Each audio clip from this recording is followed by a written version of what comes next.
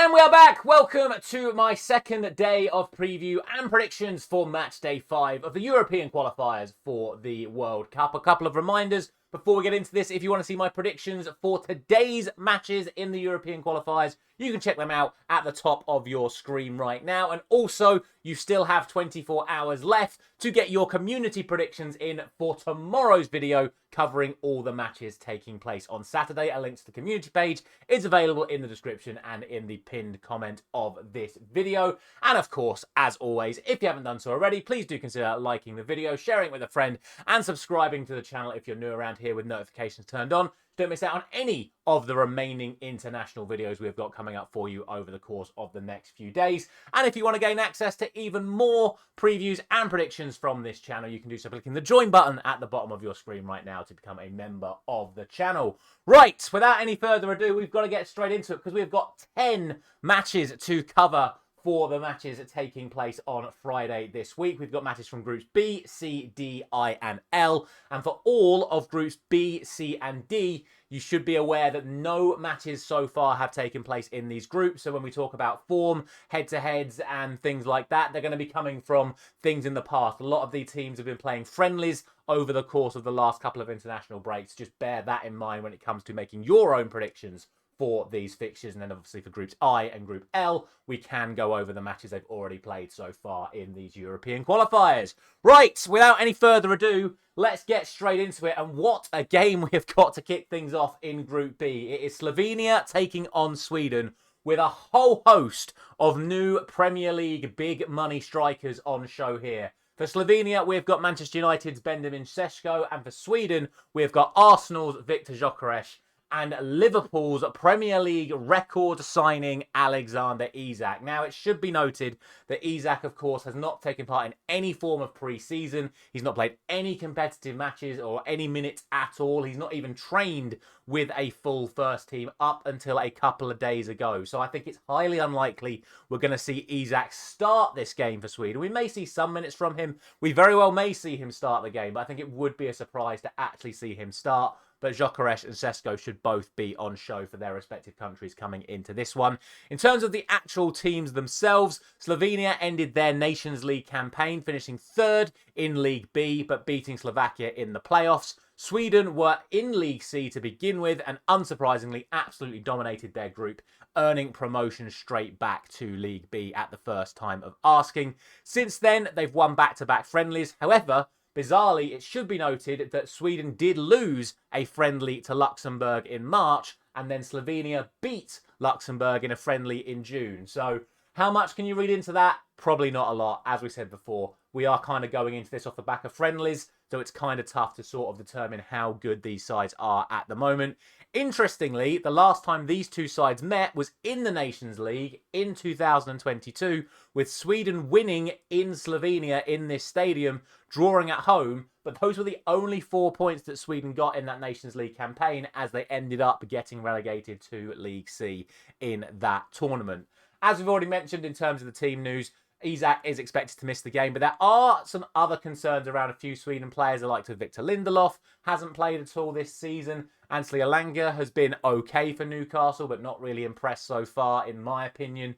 So I think there's a few concerns in terms of the Swedish side. On paper, Sweden should be the favourites to win this, but I don't particularly think any of their players have done anything stand out so far. Not saying that Slovenian players have either. Obviously, Sesko's barely had any minutes at Manchester United so far, other than that infamous Grimsby game. So, honestly, I don't really know where to put this one. Sweden should be considered the favourites, just purely on pedigree and the players they've got, and the fact that they're 25 places higher in the world rankings. But I do think Slovenia are going to get something from this match, so I'm going to go for a 1-1 draw to kick off this video. The other game in Group B sees Switzerland taking on Kosovo, and speaking of the world rankings, as we've just had, there are a whole 76 places between Switzerland and Kosovo coming into this one, but it is the away side, Kosovo, that have a far significantly better form coming into this match. That said, their form does come from a League C campaign in the Nations League, where they went into second place and ended up beating Iceland in the playoffs, whereas Switzerland were relegated from League A after failing to win a single game in that group. So Yes, Kosovo are on better form, but Switzerland are coming into this from the back of a League A campaign. Kosovo are coming into this on the back of a League C campaign. So Switzerland should definitely still be considered the favourites coming into this. And Switzerland have had a good run of friendlies since, beating the likes of the United States and Mexico. And bizarrely, Luxembourg again. We're seeing a lot of Luxembourg in Group B so far in this video. In terms of what needs to happen in this game, in terms of the actual team news coming into this, there are, again, a couple of concerns for Switzerland. The likes of Manuel Akanji not playing a single match so far this season. He's now secured his move to Inter Milan. But no real other concerns for them. No concerns for Kosovo coming into this. Again, what makes this match interesting is that head-to-head record. Because these two sides were in Euros qualifying together 2 years ago. And in both matches between these two sides, it ended in draws. So even though Switzerland were the strong favourites of both of those games 2 years ago, Kosovo were able to get draws. And if we're being honest, over the course of the last 2 years, I'd argue the Swiss have dropped off a little bit and Kosovo have got better. So do not rule out a Kosovo result here. But especially with the Swiss being at home, I have to consider them to be strong favourites for this one. And personally, I can't go for any other result than a Swiss win here. But do not be surprised if Kosovo pull off yet another result. They're on a very good run of form as things stand. I'm going for a 2-1 victory to Switzerland.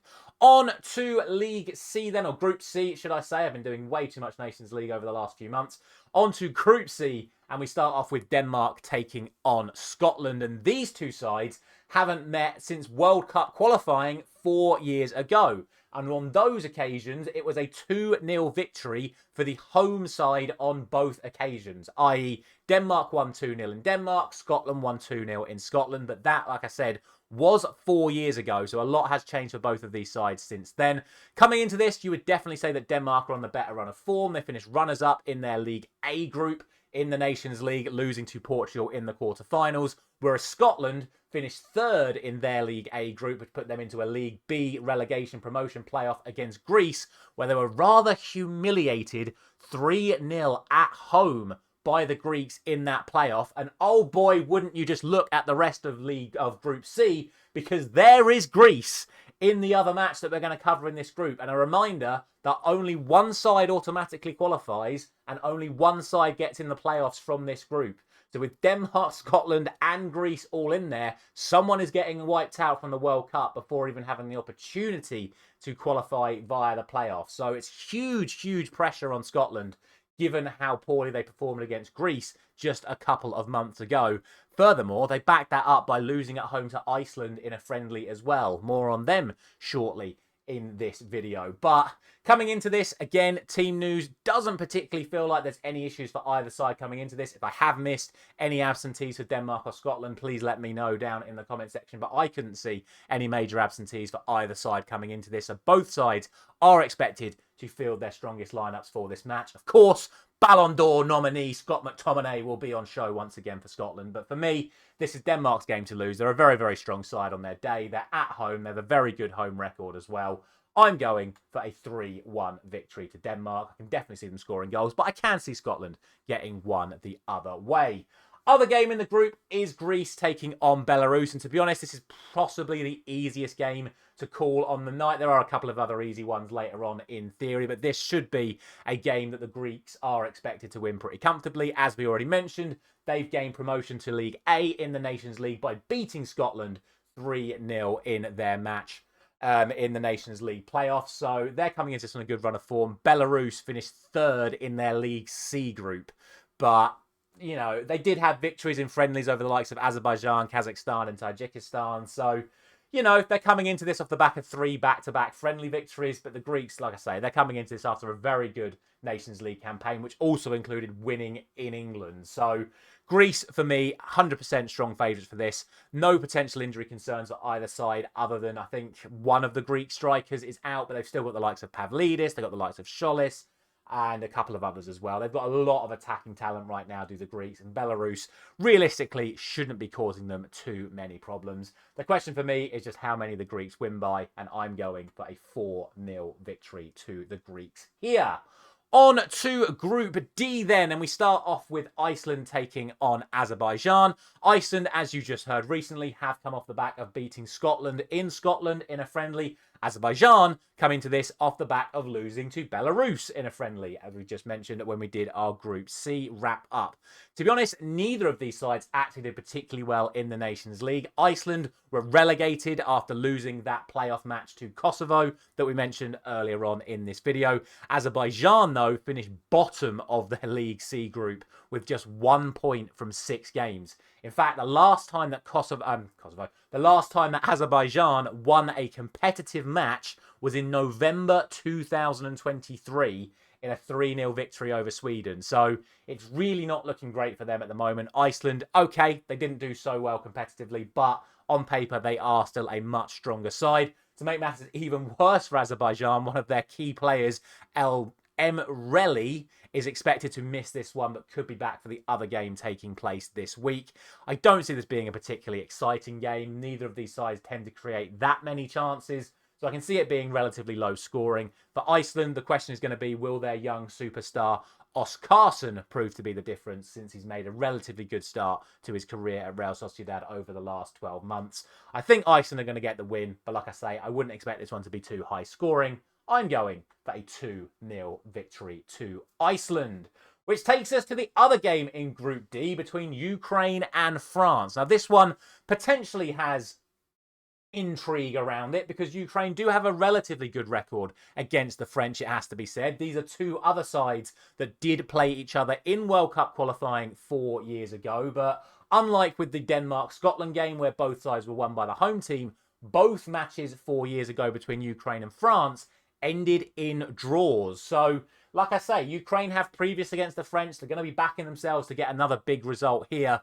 But they are coming into this off the back of missing out on promotion to League A via the Nations League, where they ended up losing 4-3 to Belgium in their playoffs after finishing second in their League B group. Whereas France obviously got into the semi-finals, where they ended up losing and then winning the bronze medal match over Germany. So it's an interesting one. France, obviously, we know how much talent they have in their squad, but Ukraine do have a very solid team of their own. In terms of the team news, there could be a couple of major absentees for Ukraine, with goalkeeper Lunin a major doubt, and one of their creative players in Sigankov potentially missing this one as well. For the French, Saliba and Ryan Cherki both had to pull out of the squad, but it has allowed another one of those big Premier League money signings coming in, with Ekatike earning a call-up for one of the first time, potentially the first time. I didn't actually check that, but I know he's now been called up to replace Ryan Cherki.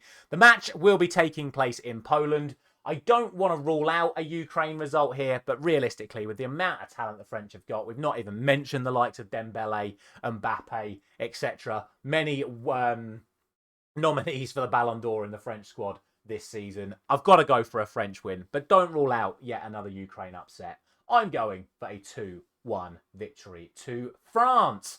On to the groups that have already played some matches so far. Then we start off with Group I, and we start off with Italy and Estonia coming into this one. Italy have started off Group I by getting absolutely thrashed by the team not in action tomorrow, which is Norway. They lost 3-0 to Norway in their opening match, and then they were only able to beat bottom side Moldova 2-0 in their second match. That was enough for the Italian FA to say that is enough of Spalletti, and Gennaro Gattuso is now the new man in charge of Italy. If only there was some sort of phrase to describe how Italy have played under Spalletti. I don't know, I just can't think of one. I'm sure there's one out there. If you know, let me know down in the comment section. As for Estonia, they've not particularly done great, but it's not expected that Estonia do well in this group. It's a very tough group for them. They were able to secure a victory of their own over Moldova, but have lost the other matches to Israel and to Norway. So they're currently sitting on 3 points coming into this match. Ultimately, Italy are expected to win this game. In terms of the team news, Scamacca is back for the first time in a very long while, but he is not expected to get in over the likes of Retegui and Moise Kean. For Estonia, their striker Tam has not been picked for this squad. He's been their main striker for the vast majority of their qualifiers so far. There's going to be a new man leading the line for them. They're just going to be hoping that there is no more drama surrounding their goalkeeper Hein. If you remember the matches over the course of last season. There was a lot of drama regarding him, regarding own goals and red cards and all sorts. So they'll be hoping for a nice, gentle game. Realistically, though, Italy should be winning this one fairly comfortably. I'm going for a 2-0 victory to the Italians in Gattuso's first game in charge. Speaking of Moldova, as we've just mentioned, they currently occupy the bottom place in this group. They have 0 points from their opening 3 matches and have conceded 10 goals in those 3 matches so far. But hey, at least they scored 2 goals against Estonia, even though they lost. For Israel, they've done pretty well so far. 2 victories for them and a loss, albeit against Norway, who are the runaway leaders in this group at the moment. But that does mean that Israel currently occupies second place in this group, ahead of Italy, with a massive, massive game against the Italians in the Matchday 6 programme taking place on Monday. So, assuming that Italy do beat Estonia, Israel know that they need to get a result coming into this match, and I think we're all kind of expecting them to do that. In terms of the team news, no fresh injury concerns and no suspension concerns coming into this, because obviously suspensions are possible for the matches in Group I and Group L. We do actually have a couple of suspensions coming up later on, but ultimately Israel should be coming into this as the strong favourites to win this match. In terms of the head-to-head record, the last time these two sides met was also in World Cup qualifying 4 years ago, and on both of those occasions, it was Israel that came out on top. So, again, I do think Israel, very, very strong favourites to win this one. I'm backing them to win here once again, and I'm going for a 3-0 victory to Israel. I know Moldova do have their tendencies to have a good day, but I just don't see it happening. Israel on paper, way, way too strong for this fixture.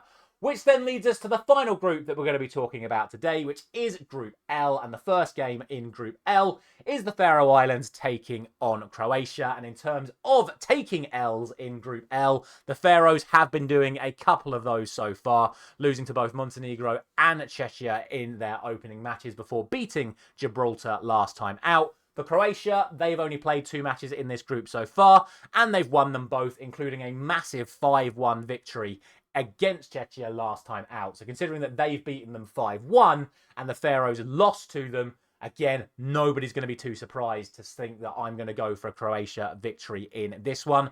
That said, there are a few concerns over the Croatia squad. The likes of Josko Gvardiol hasn't played any minutes for Manchester City this season, but he has still been called up. There's a couple of other players that are doubtful for this match. And there's going to be a new man up front for Croatia, because Budimir has led the line in the last couple of matches. He has not been called up to the squad at all. I believe it is Andre Kramaric expected to lead the line for them coming into this match. Regardless, though, this should be a game that Croatia win fairly comfortably. We spoke about world rankings at the start of the video. There's 131 places between Croatia and the Faroe Islands coming into this one. So if there is a result where Faroe Islands get something here, it would be a major, major upset. I'm going for another strong Croatian victory here, and I'm going for a 3-0 victory to them, which means that last and certainly not least, we have Montenegro taking on the Czechs, and arguably this is the toughest game of the video. It feels like the 2 toughest games to call today have been the opening game of the video and the final game of the video.